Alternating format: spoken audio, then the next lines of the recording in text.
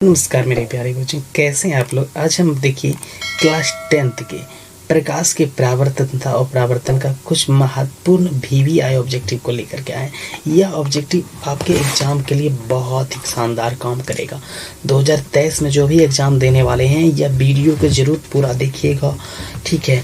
Subscribe कर लीजिएगा और लाइक कर दीजिएगा अगर आपको अच्छा लगे तो, ठीक है। जैसे कि देखिए आपका प्रकाश की चाल, ठीक है। प्रकाश की चाल क्या होती है, तो प्रकाश की चाल आपका भिन्न भिन्न मतलब अलग अलग होती है, ठीक है। अलग अलग होती है, भिन्न भिन्न होती है, विभिन्न माध्यम में अलग अलग। जैसे कि देखिए आपका वायु में, यहाँ आपको वायु में दिख रहा है, फिर सघन माध्यम में आया तो यहाँ से आपका बदल गया, अलग हो गया, तो ये आपका अलग अलग होती है, ठीक है। चलिए उसके बाद प्रकाश की किरण, देखिए प्रकाश की किरण, ठीक है। प्रकाश की किरण है, प्रकाश की किरण क्या है। प्रकाश की जो किरण है ना, ये क्या है, प्रकाश का एक बिंदु पथ है। क्या है, प्रकाश का एक बिंदु पथ है, ठीक है। प्रकाश का एक बिंदु पथ है, तो ये आपका हो जाएगा ए नंबर। प्रकाश की किरण, यहाँ आपको किरण दिख रहा होगा, ये क्या है, एक बिंदु पथ है, यहाँ पर निकल इधर से फैलती जाती है, ठीक है। तो ये आपका हो जाएगा ए नंबर हो जाएगा। उसके बाद देखिए आपका 3 नंबर है, किरणों के समूह को कहते हैं। देखिए किरण मान ले जाए, देखिए यहाँ पे आपको इंगित कर रहा है एक, ठीक है, बत्ती से आपको किरण दिख रहा है ना इधर उधर, पर किरणों के समूह को किरण पुंज कहते हैं, जो कि बहुत सारा किरण मिलकर के बन जाता है ना, वो आपका समूह कहलाता है। किरण पुंज 3 प्रकार के जो कि आपको यहाँ पे बता दिया गया है, ठीक है। समांतर, अपसारी और अभिसारी, ठीक है। तो किरणों के समूह को क्या कहते हैं, किरण पुंज कहते हैं। चलिए आगे बढ़ेंगे। उसके बाद देखिए 4था नंबर आपका है, किसी उच्च कोटि की पॉलिश किए गए दर्पण अपने पर पड़ने वाले प्रकाश को परावर्तित करता है। प्रकाश को क्या करता है, परावर्तित करता है। किस रूप में, पूर्ण रूप में, पूर्ण रूप में, ठीक है, पूर्ण रूप में। चलिए पूर्ण रूपता, तभी तो हम लोग उसको देख पाते हैं आराम से अपना चेहरा को। मान लीजिए देखिए ये आपका आईना है, ठीक है, शीशा है, दर्पण है जिसको कहते हैं हम लोग। इसके पीछे क्या किया है, पॉलिश किया है। अगर इसमें आप लोग चेहरा देखोगे तो सामने अच्छा नजर आएगा, साफ नजर आएगा। चलिए उसके बाद आपका 5वां नंबर देखिए है, कांच के, ठीक है, कांच से जो कि पारदर्शी माध्यम है, जिससे प्रकाश आसानी से पार करती है। कांच से प्रकाश की किरणें गुजरती है तो क्या होता है, ठीक है। तो ये कांच से अगर प्रकाश की किरणें गुजरती है तो क्या होता है, ये आपका हो जाएगा, कुछ भाग परिवर्तित होगा, कुछ भाग आवर्तित, कुछ अवशोषित भी हो जाएगा, ठीक है। तो ये आपका तीनों हो जाएगा जो आपको यहाँ पे चित्र में आपको दिख रहा है। चलिए आगे देखिए आपको है वायु में प्रकाश की चाल। देखिए वायु में प्रकाश की निर्वात की चाल की अपेक्षा क्या होती है, कम होती है, तो ये आपका ए नंबर हो जाएगा। उसी प्रकार से आपका 7वां नंबर है, प्रकाश की किरण हो सकती है, ठीक है। प्रकाश की किरण हो सकती है, क्या हो सकती है, इसमें दर्पण द्वारा प्रकाश की किरण, देखिए यहाँ क्या है आपको दिख रहा है, या परावर्तित, अपरावर्तित, अपवर्तित, फोकसित, सब हो सकता है। परावर्तित बदल भी रहा है मार्ग, अब फोकस भी कर रहा है, तो ये सब हो जाएगा, डी नंबर हो जाएगा। क्लियर। चलिए आगे बढ़ेंगे। उसके बाद देखिए आपका है, किसी पारदर्शी माध्यम में, ठीक है, किसी पारदर्शी माध्यम से प्रकाश की किरणें गुजरने पर आपतन कोण और निर्गत कोण में क्या संबंध है, होगा, क्या संबंध होगा, ठीक है, क्या संबंध होगा। तो कोण क्या होगा बच्चों, बराबर होगा ना, ये कोण क्या होगा, बराबर हो जाएगा आपका। चलिए निर्वात में और आपतन में और निर्गत में, ठीक है, यहाँ पे आपको दिख रहा है। चलिए उसके बाद देखिए हमें 9 नंबर है, प्रकाश हमें निम्नांकित संचार के साधन प्रदान करते हैं। संचार देखिए इसमें साधन प्रदान करता है, चाहे वो टेलीफोन वगैरह हो, टीवी वगैरह हो, ये सब क्या है, संचार का साधन हमें सुविधा प्रदान करता है, तो संचार कहलाता है। चलिए ये आपका डी नंबर हो जाएगा। उसके बाद आपका है 10 नंबर, प्रकाश किरणें होती है, ठीक है। प्रकाश की किरणें होती है, तो प्रकाश की किरणें क्या होती है, इन प्रकाश की किरणें होती है, ठीक है। प्रकाश की किरणें, प्रकाश की तरंगें, तरंग आपको दिख रहा है ना, ठीक है। प्रकाश की तरंगे क्या है, ये आपका विद्युत चुंबकीय तरंगे हैं, ये आपका विद्युत चुंबकीय तरंगे हैं, बी नंबर हो जाएगा। चलिए उसके बाद आपका 11 नंबर है, प्रकाश किस ऊर्जा का रूप है, ठीक है। प्रकाश किस ऊर्जा का रूप है, तो प्रकाश किस ऊर्जा का रूप है? यह विकिरण ऊर्जा का रूप है, जो कि दिख रहा है ना आपको, किस ऊर्जा का रूप है?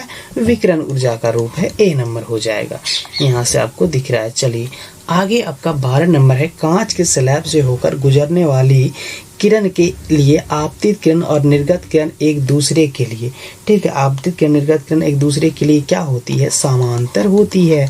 सी नंबर हो जाएगा, ठीक है, समांतर होती है। चलिए उसके बाद देखिए क्रांति कोण। क्रांति कोण सघन माध्यम वह आपतन कोण है जिसके लिए विरल माध्यम में अपवर्तन कोण क्या डिग्री यहाँ पर है? 90 डिग्री हो जाएगा आपका। क्लियर।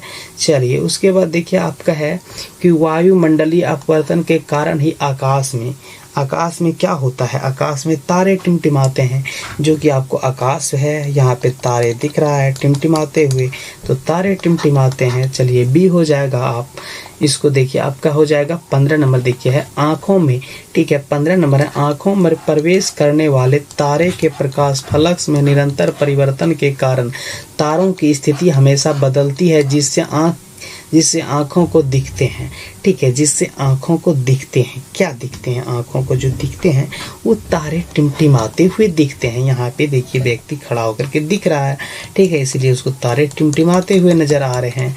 क्लियर।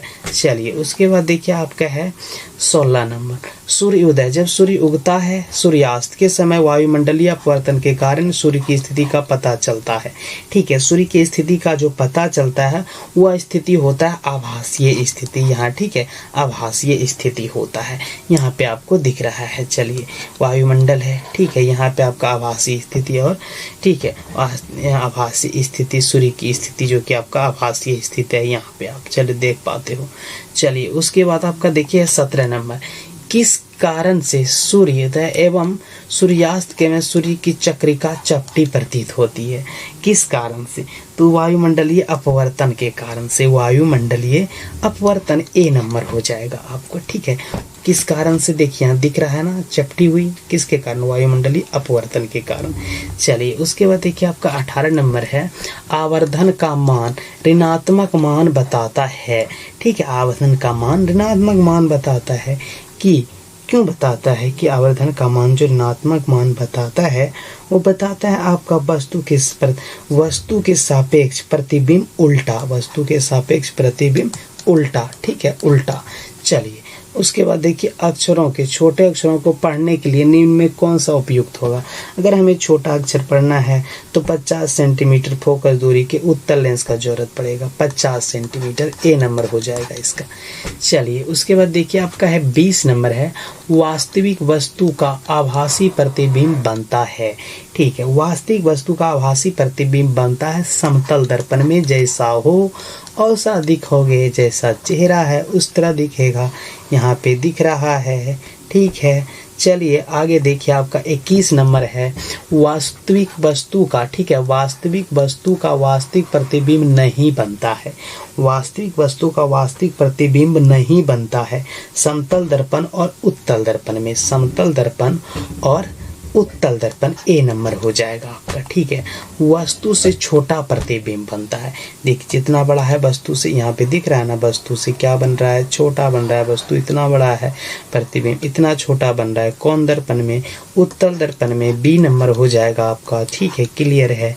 चलिए उसके बाद आपका 23 नंबर है, प्रतिबिंब का, किसी बिंब का वास्तविक समान साइज का प्रतिबिंब प्राप्त करने के लिए बिंब को उत्तल लेंस के सामने रखना होगा, बिंब को उत्तल लेंस के सामने रखना होगा, ठीक है। कहाँ रखना होगा? बिंब को जो रखना होगा वो आपको 2f की दूरी पर रखना होगा। ये आपका सी नंबर हो जाएगा। यहाँ पे आपको दिखा दिया है रख करके, ठीक है, यहाँ 2f यहाँ आपको रख के दिखा दिया है। चलिए उसके बाद देखिए आपका हवा में टंगी हुई वस्तु को पानी के अंदर से, ठीक है, पानी के सतह के लंबवत देखने पर इस वस्तु का प्रतिबिंब से, इस वस्तु का प्रतिबिंब से अधिक दूरी पर, किससे?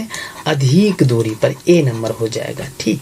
चलिए उसके बाद देखिए आपका 25 नंबर है, उत्तल लेंस में जब बिंब फोकस एवं लेंस के बीच रखी जाती है तब प्रतिबिंब बनता है, ठीक है, तब प्रतिबिंब बनता है काल्पनिक और सीधा।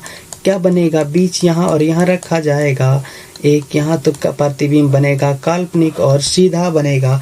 चलिए काल्पनिक और सीधा ए नंबर हो जाएगा आपका। उसके बाद देखिए आपका है नंबर 26। ठीक है, एक उत्तल लेंस की फोकस दूरी 20 सेंटीमीटर। तो क्षमता बतलाना है ना आपको, क्षमता हल करके निकाल लेना है। तो एक आपका हो जाएगा 5 डायोप्टर। ठीक है, ये आपका आ जाएगा +5 डायोप्टर। चलिए उसके बाद देखिए आपको देख लेना है आगे 27 नंबर। किसी लेंस की प्रकाशीय केंद्र से होकर गुजरने वाले किरणों के पथ में अपवर्तन के बाद क्या होता है? अपवर्तन के बाद विचलन नहीं होता है। देखिए यहाँ से सीधा पार हो गया, अपवर्तन के बाद विचलन नहीं होता है। ए नंबर हो जाएगा क्योंकि यहाँ पे कुछ विचलन नहीं हो रहा है। चलिए आगे देखते हैं। उसके बाद देखिए आपका 28 नंबर है, निम्न में कौन सा पदार्थ लेंस बनाने? तो आपको दिख रहा है मिट्टी हो जाएगा। हाथ में मिट्टी लेके इंगित भी कर रहा है कि इसका लेंस नहीं बनाया जा सकता है। चलिए उसके बाद 29 नंबर देखिए आपका है ठीक है, 29 नंबर है, जिस लेंस का एक पतला तल उभरा हुआ हो लेकिन दूसरा तल समतल हो तो वो क्या कहलाता है? ठीक है, दूसरा तल समतल तो वो समतोत्तल कहलाता है। वो समतोत्तल आपका डी नंबर आ जाएगा। चलिए आपको देखिए आपका उसी तरह से 30 नंबर है, अवतल लेंस वस्तु का। देखिए यहाँ अवतल लेंस वस्तु का आपको दिख रहा है। अवतल लेंस जो है वस्तु का हमेशा आभासी, मतलब जैसा है उस प्रकार से प्रतिबिंब बनाता है, आभासी। ठीक है, हमेशा आभासीय प्रतिबिंब बनाता है। बी नंबर हो जाएगा आपका। चलिए उसी प्रकार से आपका देखिए 31 नंबर, 2 डायोप्टर क्षमता वाले। तो 2 डायोप्टर क्षमता वाले, ठीक है, 2 डायोप्टर क्षमता वाले लेंस का 50 सेंटीमीटर होगा, प्लस में 50 सेंटीमीटर। ए हो जाएगा आपका, ए हो जाएगा। चलिए उत्तल लेंस द्वारा जब काल्पनिक प्रतिबिंब बनता है तब बिंब रहती है, मतलब तब वस्तु कहाँ रहती है? ठीक है, तब वस्तु फोकस से कम दूरी पर रहती है। फोकस से कम दूरी पर रहती है तब बनता है, फोकस से कम दूरी पर रहती है, फोकसांतर से कम दूरी पर। सी हो जाएगा आपका। जब कोई वस्तु अनंत पर हो तो उत्तल लेंस द्वारा बना प्रतिबिंब, उत्तल लेंस द्वारा उसका प्रतिबिंब बनता है। उत्तल लेंस द्वारा उसका प्रतिबिंब बनता है। ठीक है, फोकस पर। कहाँ पर? फोकस पर। चलिए यहाँ पे बनता है फोकस पे। चलिए उसके बाद देखिए आपको देख लेना है कि 34 नंबर है, एक मोटे लेंस की फोकस दूरी पतले लेंस की तुलना में, मोटे लेंस की फोकस दूरी पतले लेंस की तुलना में कम होती है। ये हो जाएगा आपका। चलिए उसके बाद देखिए आपको यहाँ पे समझ लेना है।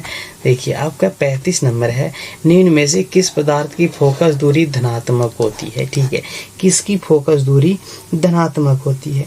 तो ये हो जाएगा उत्तल दर्पण का। ये आपका बी नंबर हो जाएगा, उत्तल दर्पण का हो जाएगा। ठीक है, चलिए अब हम नेक्स्ट वीडियो में मिलेंगे। ठीक है।